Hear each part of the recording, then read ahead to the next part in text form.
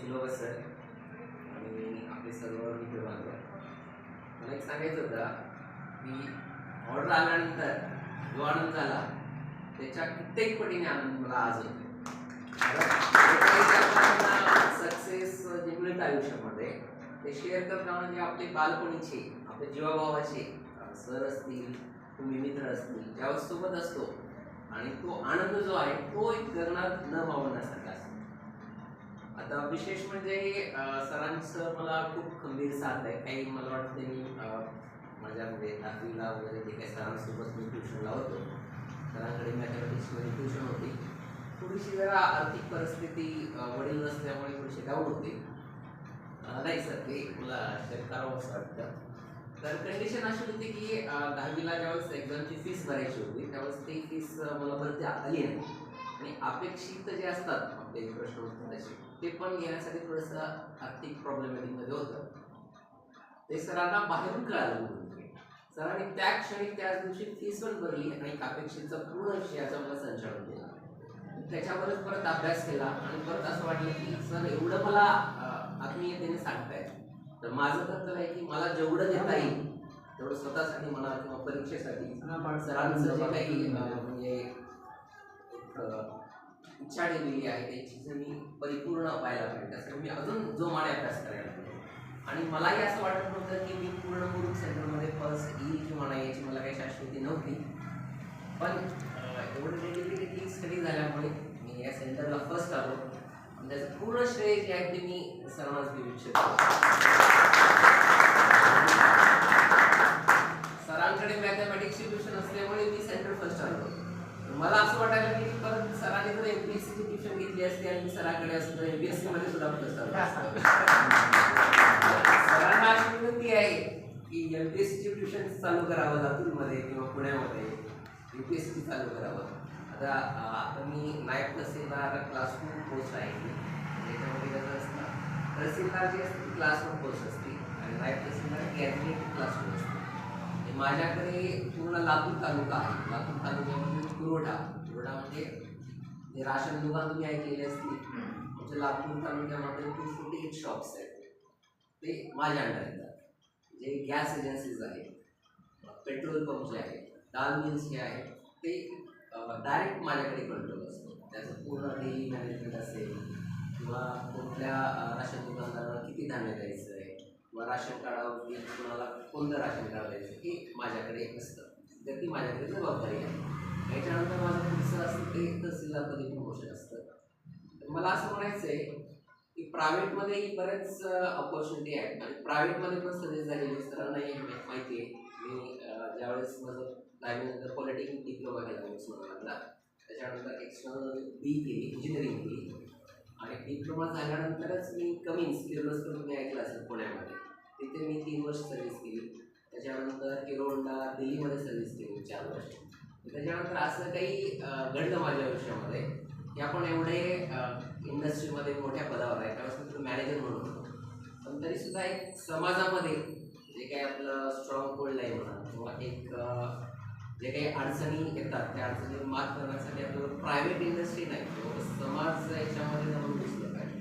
तर त्यावेळेस मी ठरवलं की आपल्याला जे काही करिअर करायचं आहे ते सिव्हिल सर्व्हिसमध्ये, म्हणजे तहसीलदार नायब तहसीलदार ह्या ज्या गव्हर्नमेंट पोस्ट आहेत त्याच्यामध्येच करिअर करायचं, जेणेकरून आपल्याला समाजातले काय प्रॉब्लेम्स आहेत ज्या आपल्याला काही अडचणी येतात ते आपल्या जवळच्या लोकांना म्हणा किंवा नॉर्मल पब्लिकला होऊ नये. त्यामुळे मी निश्चय घेतला की नाही मला हेच करायचं आहे. आणि त्यावेळेस काहीच माझ्याकडे कोणतीच पोस्ट नसताना जस्ट अभ्यास करायचं म्हणून मी त्या मॅनेजर पोस्टपदी असताना रेझिग्नेशन दिलं आणि हे सरांना त्याच्या आधी समजलं. सरांनी मला घरी बोलवलं आणि मला घराकडून असं करू नको, आता तू एवढा वेल सेटल्ड आहे, दिल्लीला हिरोहोंडामध्ये MNC कंपनीमध्ये मॅनेजरपदी आहे, तर एवढ्या लवकर सोडू नको. कारण कसं सिव्हिल सर्व्हिसमध्ये तुम्ही पाहत असाल 5-5, 6-6 वर्ष 10 वर्ष तयारी करून सुद्धा एक पोस्ट मिळत नाही. शेवटी ते बेरोजगारमध्ये जावं लागतं, फ्रस्ट्रेशनमध्ये होतं. सरांनी मला फार समजावून सांगितलं, पण मी माझ्या डोक्यात फिक्स होतं की नाही मला सर्व्हिस सोडून कंटिन्यू स्टडी करायची. मग दिल्लीनंतर मी डायरेक्ट मुरुडला आलो. मी मुरुडमध्ये 6 महिने स्टडी केला. 6 महिन्यानंतर कोल्हापूरला गेलो. कोल्हापूरला एक प्री IAS ट्रेनिंग सेंटर म्हणजे एक गव्हर्नमेंटचं इन्स्टिट्यूट असतं, तिथे मग मला नंबर लागला. तिथून परत पुण्याला शिफ्ट झालो आणि माझी इच्छा होती क्लास 1 करावी पहिले मी फक्त क्लासरूमसाठी तयारी करत होतो कलेक्टर टेक्निकसाठी, पण थोडंसं काही अडचणीमुळे लेट स्टडीज चालू केल्यामुळे लवकर मिळत नव्हतं. जे काही मिळालं मला पहिलं ते घ्या, एजही वाढत होतं ते घेतलं आणि याच्यातूनच परत मग नाईट तहसीलदार पदवी झाली. आताही माझा MPSCचा स्टडी चालू आहे. पुढे आता मी DYSP कलेक्टरसाठी प्रयत्न करतोय. तर डिसेंबरमध्ये त्याची एक्झाम आहे. मला असं वाटतं की त्याहीमध्ये मी यश संपादन केल्यानंतर परत तुमच्यासोबत मी सत्काराला खूप छान वाटेल मला. आणि खरंच बघायला गेलं तर की माझ्यासाठी एक प्रेरणादायक आहे. मला असं वाटतं की बाबा एवढ्या म्हणजे नायब तहसीलदारपदी असताना एवढं प्रेम मिळतंय, एवढं लोकांसाठी करू शकतो, तर अजून डिप्टी कलेक्टर म्हणा किंवा DYSPसाठी जास्त प्रयत्न करेल.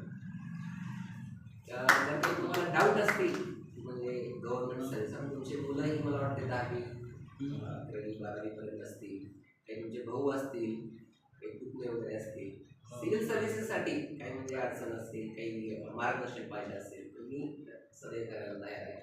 इव्हन मी MPSCच्या सेंटरला सुद्धा शिकवलेलं आहे. काय झालं 3-4 वर्ष झाला तर एक सक्सेस मिळत नव्हतं आहे, फायनान्शियल प्रॉब्लेम असतो, जी काही सेविंग होती दिल्लीला सर्व्हिसला असताना सेविंग संपत आहे.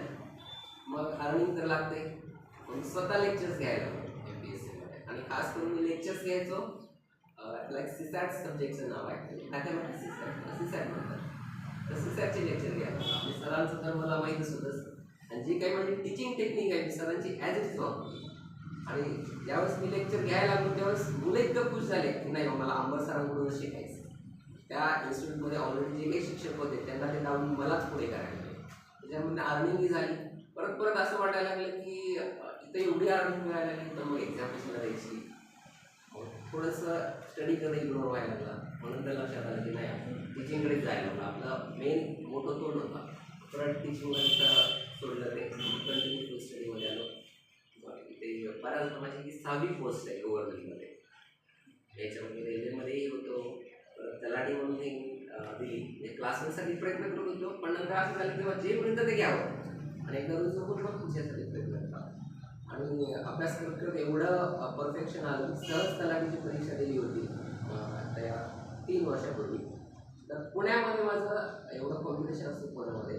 मी जर एखादी नायब तहसीलदार आणि तिथले तलाठी सेम इक्विव्हॅलंट पकडलं एवढं तिथं रँक असते. तर माझी पूर्ण पुणे जिल्ह्यामध्ये 2nd रँक आली.